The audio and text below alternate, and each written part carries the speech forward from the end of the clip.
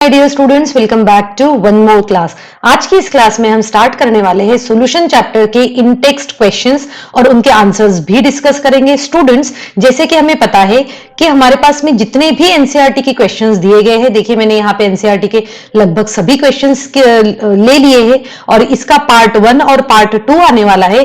Part 1 में हम कुछ क्वेश्चन सॉल्व करेंगे और पार्ट 2 में हम कुछ क्वेश्चन सॉल्व करेंगे। स्टूडेंट्स, जैसे कि आप सभी को पता है कि competitive exams as well as board exam, इन सब में इन टेक्स्ट क्वेश्चंस का बहुत इंपॉर्टेंस है और इन टेक्स्ट क्वेश्चंस जो है ये बहुत बार एग्जाम में एज इट इज भी पूछे जाते हैं। तो हमें जो है इन टेक्स्ट क्वेश्चंस की अच्छे से प्रिपरेशन करना है। तो चलिए आज की क्लास स्टार्ट करते हैं।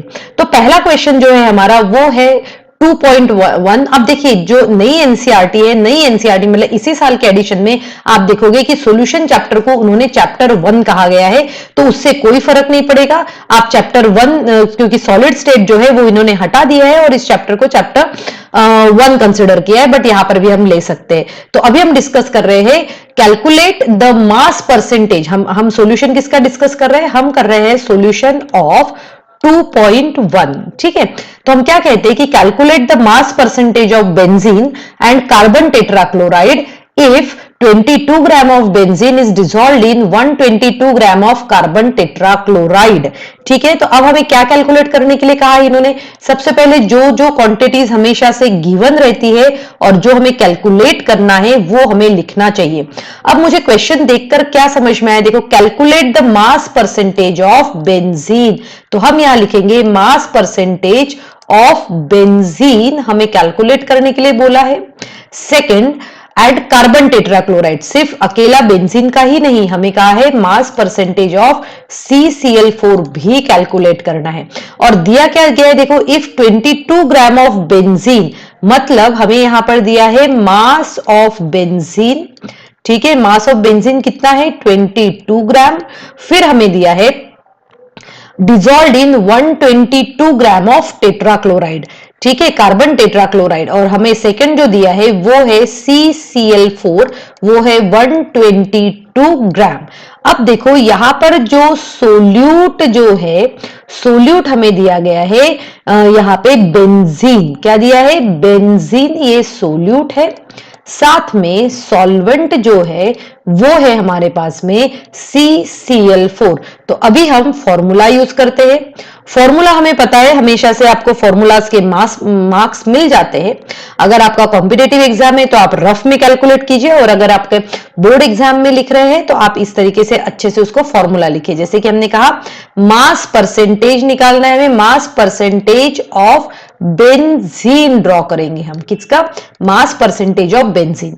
फॉर्मूला क्या है हमारा? देखो, हम फॉर्मूला में लिखते हैं मास ऑफ सोल्यूट। क्या लिखते हैं? मास ऑफ सोल्यूट अपॉन, यहां पर जो आता है वो आता है मास ऑफ सोल्यूशन। ठीक है, इनटू परसेंटेज है इसीलिए आ जाएगा 100। अब मास ऑफ सोल्यूट यहां पर देखिए कितना दिया गया है। मास ऑफ सोल्यूट जो दिया गया है वो है 22। सोल्यूट हमने किसको माना है? देखो, सोल्यूट हमने बेंजीन को माना है, इसलिए हमने यहां 22 लिखा है। हम यहां पे मेंशन भी कर सकते हैं, सोल्यूट मतलब हम किसको मान रहे हैं? बेंजीन को। Upon mass of solution. अब मास ऑफ सोल्यूशन हम कैसे निकालते हैं? देखो, बेंजीन का कितना है? 22 प्लस CCl4 का कितना है? 122।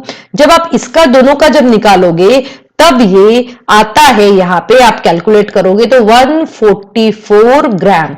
तो हमने यहां पर लिख दिया है 144 इनटू, यहां पर आ जाएगा 100। ठीक है, अब बेटा आप इसको अच्छे से जो है कैलकुलेट करना सीखो। जब आप कैलकुलेट कर लोगे तब आपको जो है इसका अप्रोक्सीमेटली आंसर मैं यहां लिखती हूं वो आ जाएगा 15.28%।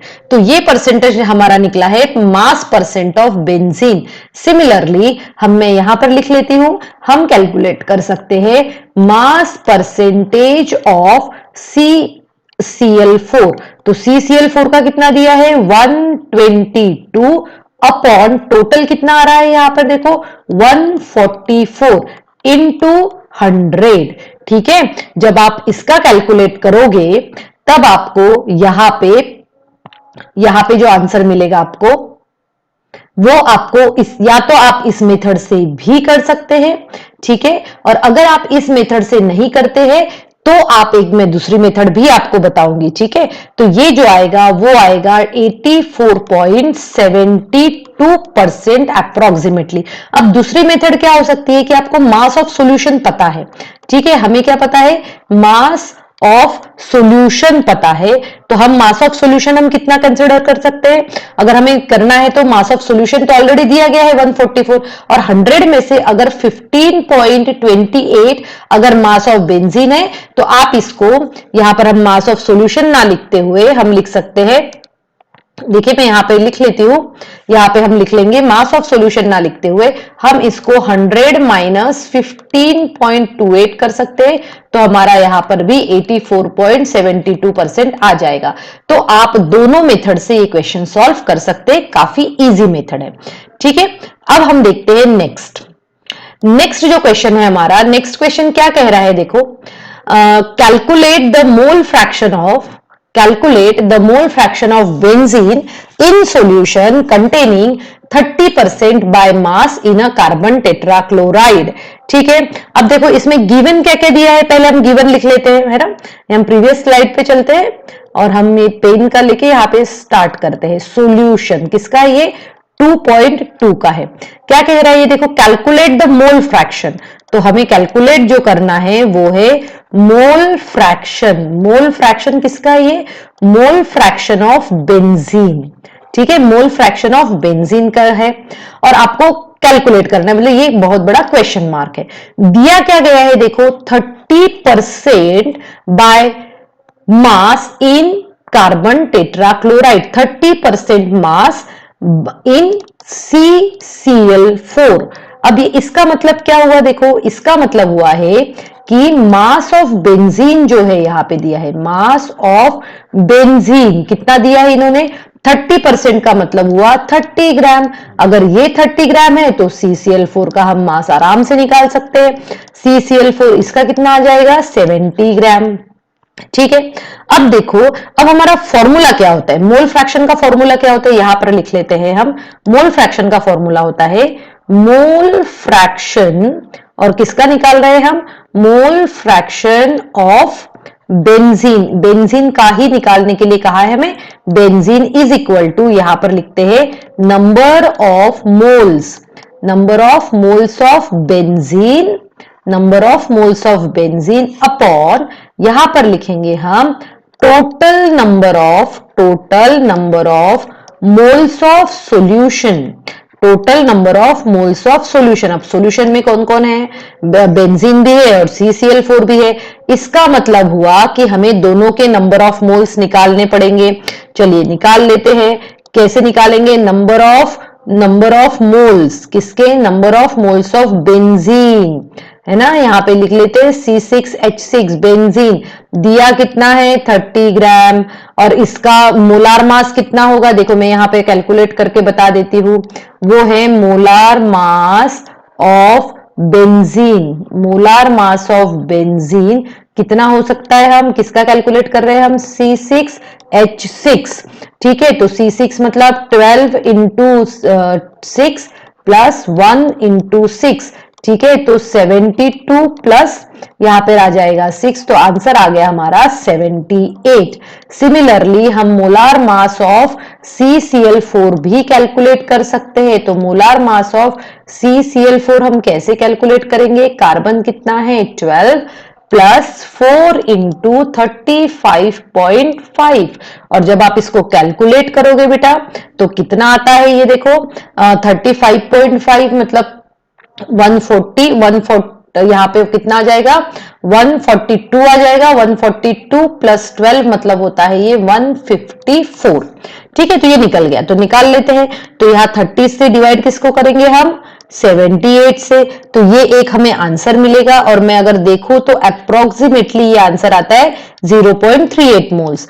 सिमिलरली हम कैलकुलेट कर सकते हैं नंबर ऑफ मोल्स ऑफ, किसके कर रहे हैं, number of moles of CCl4, तो गिवन कितना है 70 डिवाइडेड बाय कितना है 154, तो इसका जो मोल्स आएगा अप्रोक्सीमेटली हम कैलकुलेट कर सकते हैं, तो ये निकलेगा 0.45। तो चलिए अब इसमें वैल्यूज पुट करते हैं। Number of moles of benzene कितना है 0.38 अपॉन सॉल्यूशन में कौन कौन है, सोल्यूट भी है मतलब बेंजीन भी है और साथ साथ में CCl4 भी है।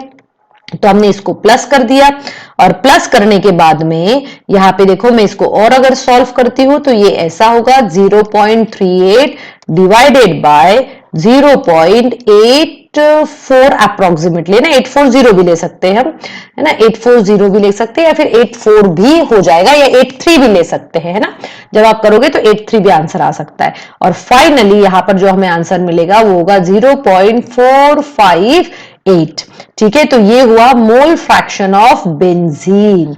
ठीक है, mole fraction of benzene calculate करने के लिए आपको मोलार मास कैलकुलेट करते आना चाहिए, मोल फ्रैक्शन मोल्स कैलकुलेट करते आना चाहिए और उसके बाद में सीधे सीधे हमें फॉर्मूलाज में वैल्यू रखनी है। ठीक है, चलिए अब हम चलते हैं इसके नेक्स्ट वाले क्वेश्चन पे। नेक्स्ट वाले क्वेश्चन में आप देखोगे तो यहां पर दो पार्ट दिए गए हैं, है ना, दो पार्ट है। दोनों पार्ट में क्या कहा गया है समझते हैं हम इस चीज को कि क्या कहा गया है। ये बोला गया है कि calculate the molarity of each of the following solutions. तो जिस तरीके से ये दो पार्ट है, चलिए दो पार्ट को हम स्टार्ट करते हैं।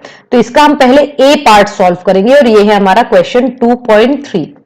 क्या कह रहे हैं ये इस क्वेश्चन में, ये कह रहे हैं कैलकुलेट मोलैरिटी ऑफ 30 ग्राम, क्या कहा इन्होंने 30 gram of cobalt nitrate, 6 water molecules है उसमें, इन 4.3 लीटर ऑफ सॉल्यूशन।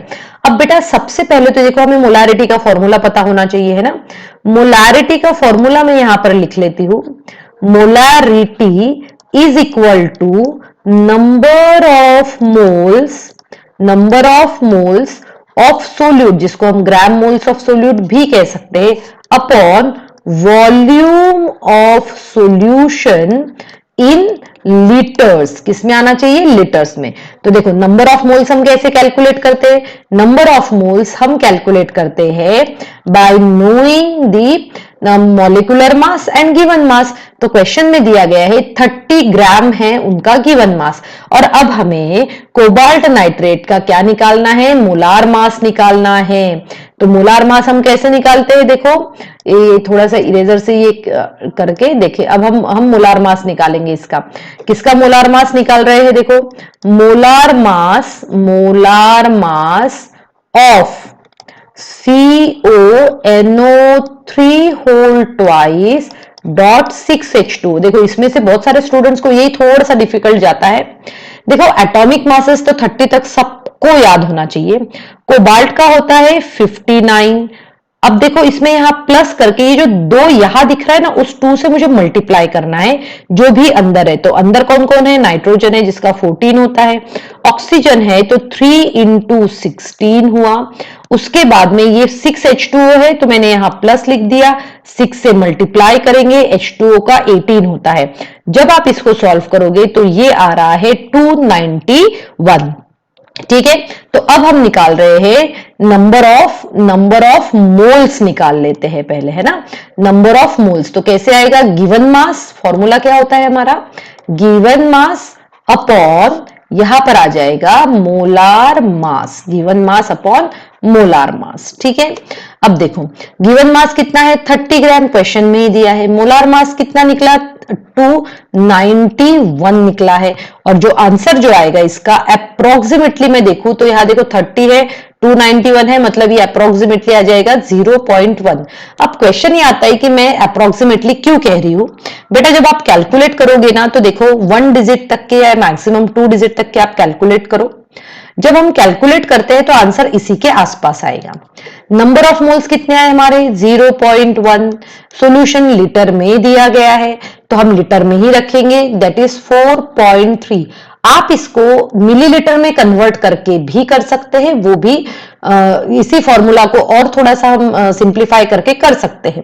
जब आप इसको सॉल्व करोगे तो आपका आंसर आ जाएगा 0.023 मोल पर लीटर। ठीक है, ये हुआ आपका आंसर। हमेशा से याद रखो, जब भी हम कोई न्यूमेरिकल सॉल्व करते हैं तो उसमें आंसर में यूनिट लिखना बहुत मैंडेटरी होता है, अदरवाइज बोर्ड में आधा नंबर जो है वो डिडक्ट किया जाता है। चाहे आपका आंसर सही होगा, फिर भी अगर यूनिट नहीं लिखा है तो आपका जो है मार्क्स डिडक्ट होने के चांसेस सबसे ज्यादा होते हैं। ठीक है, अब हम देखते हैं इसी का सेकेंड पार्ट। सेकेंड पार्ट क्या कह रहा है, ये देखो। सेकेंड पार्ट ये कह रहा है कि यहां पे 30 ml दिया है ना। सेकेंड पार्ट में भी देखो, मैं 1 मिनट पेन ले लेती हूं। चलिए, ये हम कर रहे हैं 2.3 का बी पार्ट। अब बी पार्ट में क्या कहा इन्होंने, देखो 30 ml of 0.5 molar H2SO4 diluted to 500 ml। अब उस ऊपर वाले इसमें तो डायरेक्टली क्वेश्चन में दे दिया था। अब इन्होंने क्या किया, यहां पे थोड़ा सा डिफरेंट किया है। क्या डिफरेंट किया इन्होंने, एक मोलारिटी हमें ऑलरेडी दी गई है। क्या है वो मोलारिटी, वो है 0.5 मोलार, एक मोलारिटी दे दी है उन्होंने। और साथ में ही उसी के साथ में हमें उसका वॉल्यूम भी दे दिया है ना, मोलारिटी और साथ में वॉल्यूम भी दे दिया। वॉल्यूम कितना है, 30 ml है। ठीक है, अब देखो, अब हमें आप इन्होंने क्या पूछा है, हमें M2 पूछा गया है कि भाई M2 कितना है, जबकि V2 जो है इन्होंने ऑलरेडी दिया गया है, कितना है 500 ml। तो अब हमारे पास में मोलारिटी का एक और फॉर्मूला होता है, M1V1 is equal to M2V2। अब M1 कितना दिया गया है 0.5, V1 कितना है 30, M2 आपको कैलकुलेट करना है, V2 कितना है 500 ml। तो M2 का आंसर जब आप कैलकुलेट करते हैं तब ये निकलता है 0.03 मोलार। कितना निकला है, मोलार, इतना आंसर निकल गया है। बट यहां पर अगर आप देखोगे तो एक हम और डिफरेंट मेथड भी यूज कर सकते हैं, बट जो हमारा सबसे इजी वे रहेगा वो यही रहेगा कैलकुलेट करने का, that is 0.03 molar. So student, I hope आपको ये अच्छे से समझ में आ रहा है जो मैं आपको समझा रही हूं। ठीक है, तो चलिए